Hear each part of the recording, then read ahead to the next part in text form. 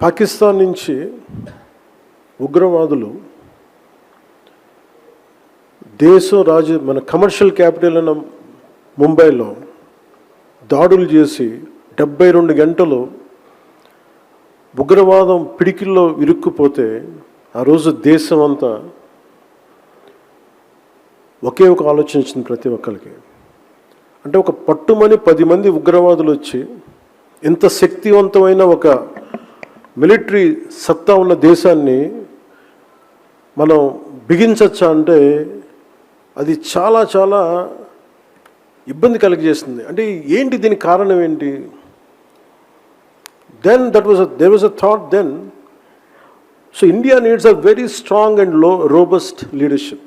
I was in Varanasi. I took my father's ashes. నా తండ్రి అస్థికల్ని నిమజ్జనం చేయడానికి నేను వారణాసి వెళ్ళినప్పుడు జరిగిన సంఘటన అది. ఆ రోజు నాకు కలిగింది ఏంటంటే, అంటే పట్టుమని 10 మంది వచ్చి ఈ దేశాన్ని ఇబ్బంది పెట్టేయగలరా, అది నన్ను చాలా చాలా తినేసింది ఆలోచన. అంటే ఫర్గెట్ అబౌట్ డెవలప్మెంట్, అభివృద్ధి, ఎంప్లాయ్మెంట్, వీటన్నిటికంటే కూడా ముందు మనం భద్రతగా ఉండాలి. We had to be safe and secure in our own motherland. అలాంటిది పాకిస్తాన్ నుంచి వచ్చి ఇది బాంబేలో జరిగినప్పుడు ఎక్కడైనా జరుగుతుంది. ఆ రోజు నాకు అనిపించింది, India needs a very strong leader. ఎవరన్నా ఉంటారా, అలా ఉంటారా ఎవరన్నా అనేది నేను మనసుగా ఆ రోజు కాశీ విశ్వేశ్వరుడిని మొక్కుకున్నాను. ఆ రోజు నాకు ఒక మాటలు గుర్తొచ్చినాయి, నాని పాల్కేవాల్ గారి మాటలు.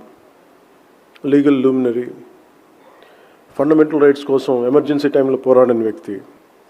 అంటే India has gift of producing leaders in it's darkest times.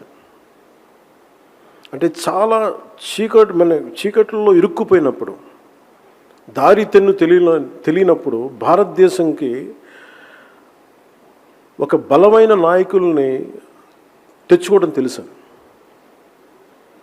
So ఆ రోజున నాలాగా ఎంతమంది కోరుకున్నారో తెలియదు. ఆ రోజున వాళ్ళందరి కోరికకి పర్సానిఫికేషన్ శ్రీ దామోదర్ దాస్ నరేంద్ర మోదీజీ.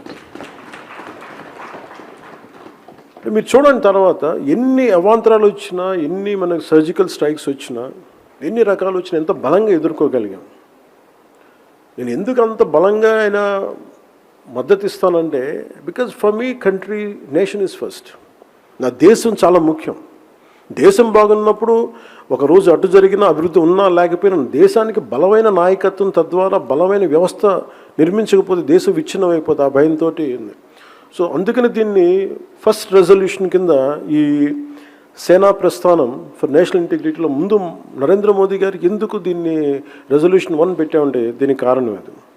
అలాంటి నాయకుడికి మనస్ఫూర్తిగా మరోమారు నేను ధన్యవాదాలు తెలుపుకుంటా ఉన్నాను.